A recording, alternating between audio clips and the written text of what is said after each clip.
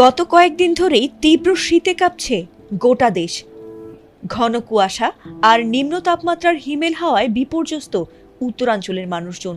বিশেষ করে রংপুরের নিম্ন আয়ের মানুষগুলোর জন্য যেন অভিশাপ হয়ে এসেছে পৌষের এই রিক্ততা। কুয়াশার কারণে একদিকে যেমন বাড়ছে সড়ক দুর্ঘটনা, অন্যদিকে শীতের তীব্রতায় বাড়ছে অসুস্থতার দুর্ভোগ।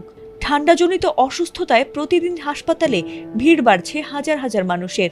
এমনকি ঠান্ডাজনিত রোগে গত 3 দিনে মৃত্যু হয়েছে শতাধিক মানুষের। আর তাতে সবকিছু ছাড়িয়ে রংপুর যেন হয়ে উঠেছে এক হিমশীতল মৃত্যুপুরী। শৈত্যপ্রবাহের কারণে ঠান্ডাজনিত রোগের প্রকোপে গত 3 দিনে রংপুর মেডিকেল কলেজ হাসপাতালে 103 জনের মৃত্যু হয়েছে।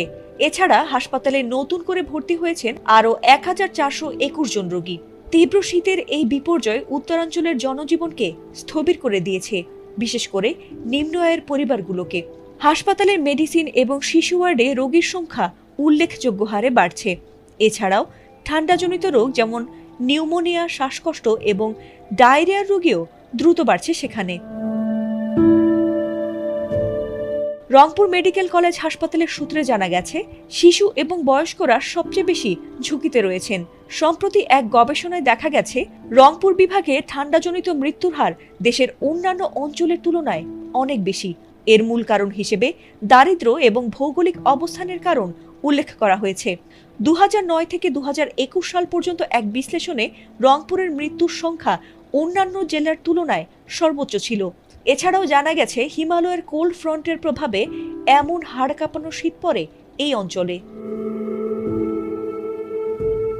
রংপুরের আবহাওয়া অফিসের তথ্য অনুসারে হিমালয়ের কাছাকাছি হওয়ার কারণে এখানে শীতের তীব্রতা অন্যান্য অঞ্চলের চেয়ে বেশি।